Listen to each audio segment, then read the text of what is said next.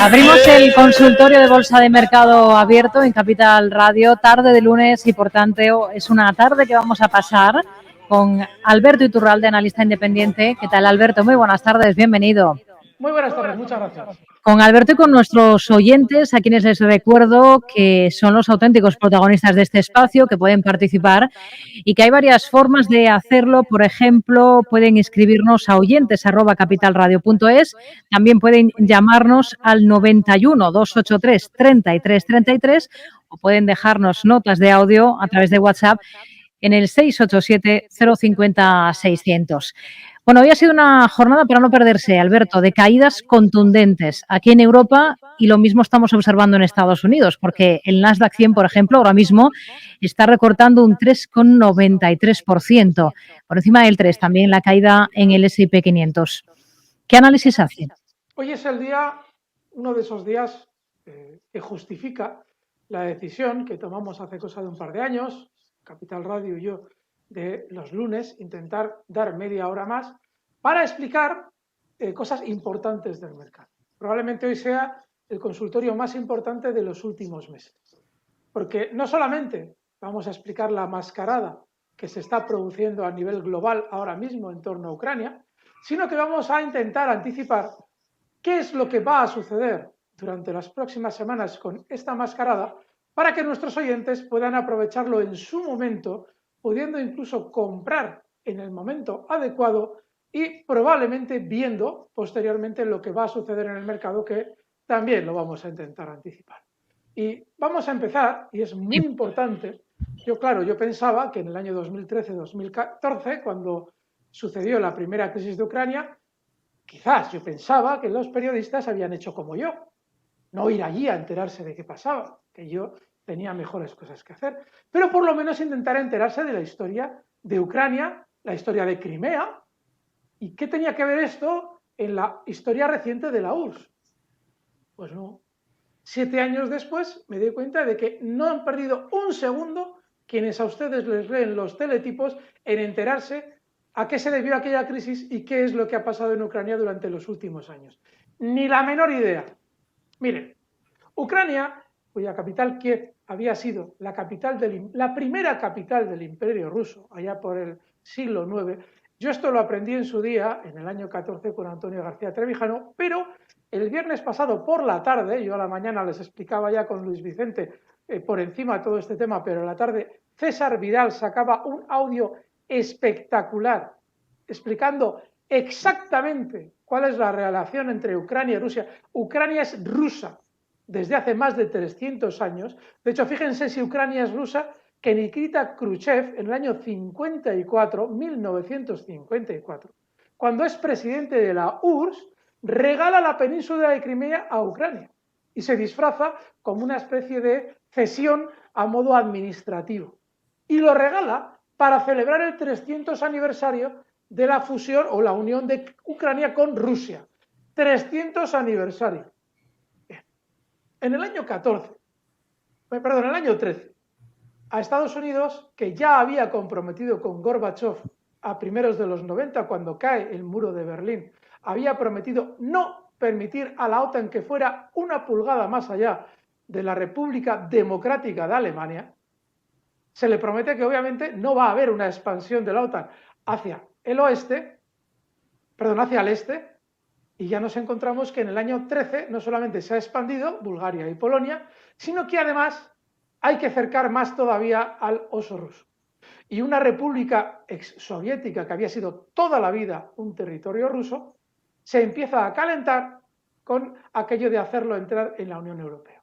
A Alemania se le concede, para que permita lo que va a suceder en Ucrania, que no es más que dar un golpe de Estado cruento, a Alemania se le prometen las tierras raras de Ucrania, y todos esos metales que utilizamos en los móviles, pues todos esos metales se le prometen a Alemania si no dice nada en contra de lo que vamos a hacer en Ucrania. ¿Y qué es lo que vamos a hacer en Ucrania?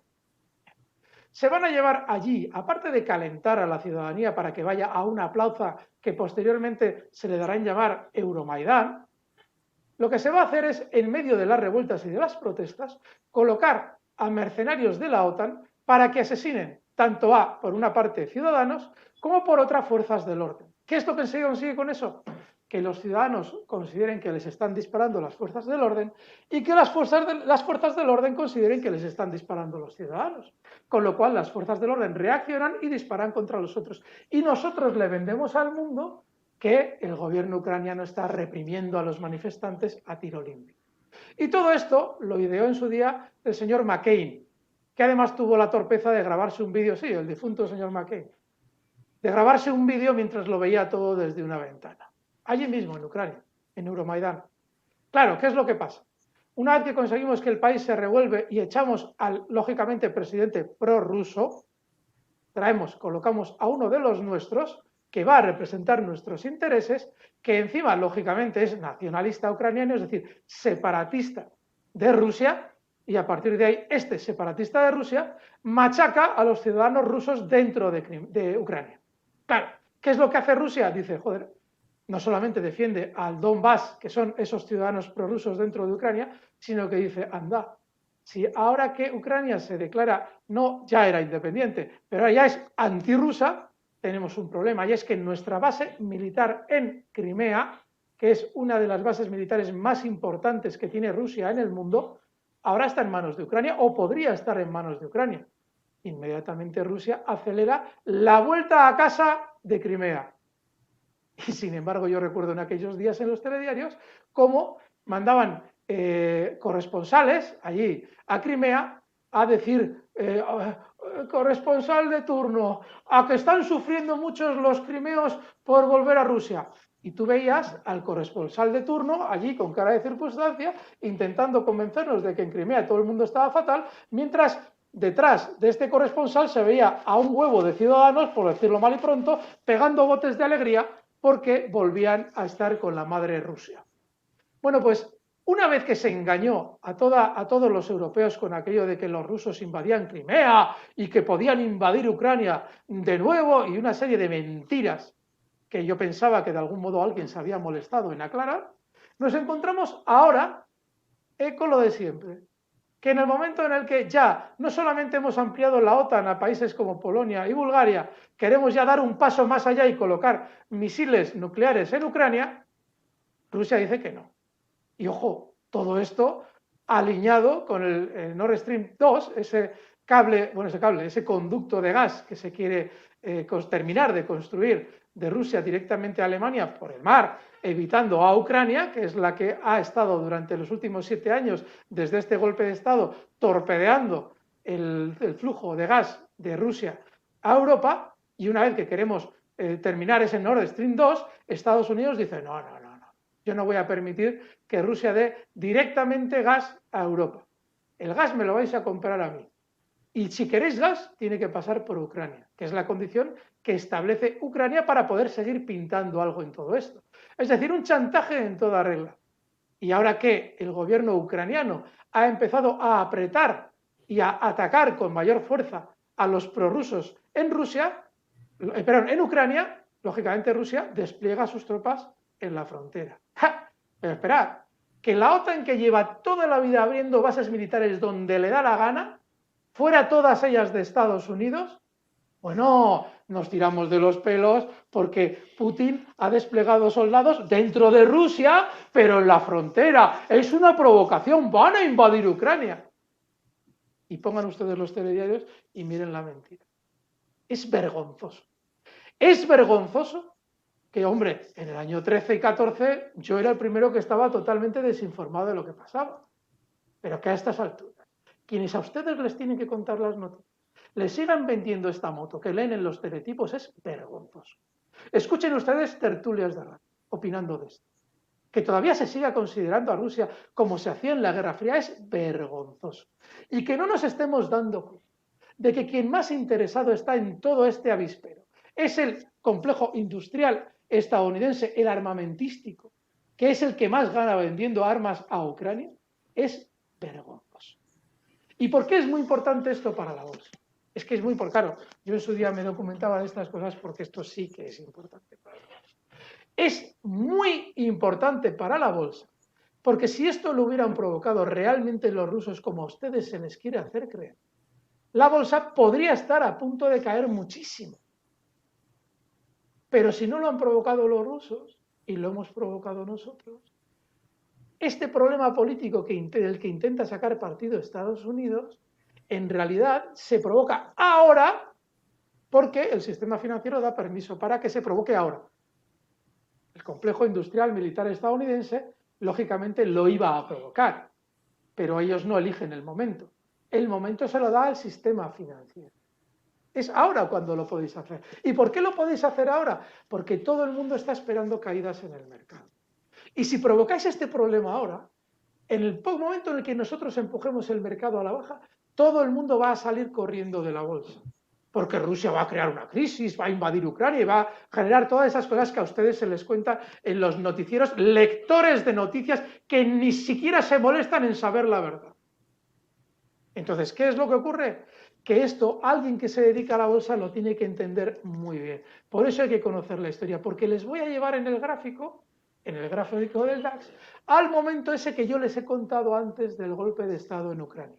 Fíjense, toda esa crisis, la de Ucrania, comienza el 21 de noviembre, 21-23 de noviembre del año 2013. Les voy a dibujar esos días yo en el gráfico. Esto sí que es importante que si ustedes lo están escuchando en radio, vayan luego al gráfico de Capital Radio, porque claro, si van ustedes a los titulares que ponen de lo que yo digo, yo el viernes pasado decía que, ojo, ya tenemos al malo en la mesa, eso significa que el mercado va a caer, pero no es normal que el mercado se desplome con mucha profundidad y cambie la tendencia alcista de los últimos años. Pues atento que el Capital Radio en su página web daba el siguiente titular: no es probable que el mercado se desplome. O sea, fíjense ustedes, cuando cogen una frase a medias, cómo cambia totalmente el sentido. Yo estoy diciendo que lo lógico es que caigamos más con el malo en la mesa, pero joder, si Capital Radio dice no es normal que el mercado se desplome, usted se queda tranquilo. Dirá, Iturralde dice esto, yo confío en Iturralde, luego el mercado no va a caer. Y claro que va a caer. Lo que más probable es que no cambie la tendencia de largo plazo. Pero ya tenemos al malo en la mesa, todavía el mercado tiene que caer. Dejará de caer cuando ya lo del malo sea insoportable. Y verán ustedes durante los próximos días cómo eso va a llegar. Pero antes le quiero explicar, para que vean ustedes, cómo el sistema financiero en el año 13-14 le dice al complejo militar industrial estadounidense: ahora la puedes montar.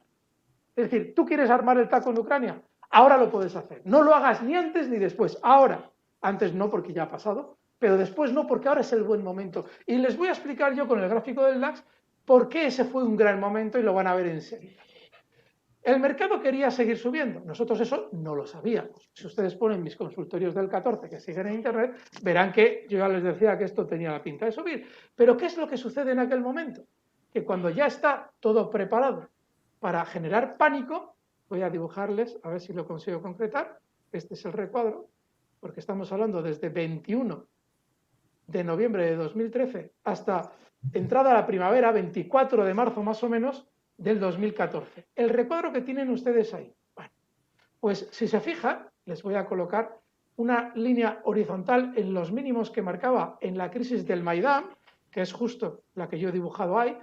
Todo ese recuadro de cotización en el DAX es el tiempo que transcurre en el gráfico del DAX desde que comienzan las protestas en la plaza de Euromaidán hasta que finalmente se consolida el nuevo gobierno ucraniano antirruso. Es lo que figura en el gráfico. Y el mínimo, lo he señalado aquí, voy a colocarle con una flecha, es justo ese día, más o menos entre el 18 de marzo, cosas así, a finales de la crisis del Euromaidán. Bien, el gráfico del DAX se mueve durante los siguientes meses lateral y en la crisis de Crimea, en el año 14, el gráfico del DAX marca unos mínimos, de nuevo, hay nueva crisis en Europa, unos mínimos justo en niveles, estos niveles van a ser muy importantes y van a ver ustedes por qué, niveles de 8.350. Los mínimos del Euromaidán eran 8.900, es decir, se produce una franja, verán la lógica de esto enseguida, una franja de entre 8.350 y 8.900. A ver si lo puedo estirar esto hacia adelante. No, no puedo, lo vamos a ver después. Bueno, pues, ¿por qué es muy importante dónde se produce esa crisis? Porque si tiramos el gráfico más adelante, y es justo lo que voy a hacer ahora mismo, van a ver ustedes esa franja, voy a alargarla en el tiempo, van a ver qué significación tiene. Nos vamos a ir a la crisis del coronavirus.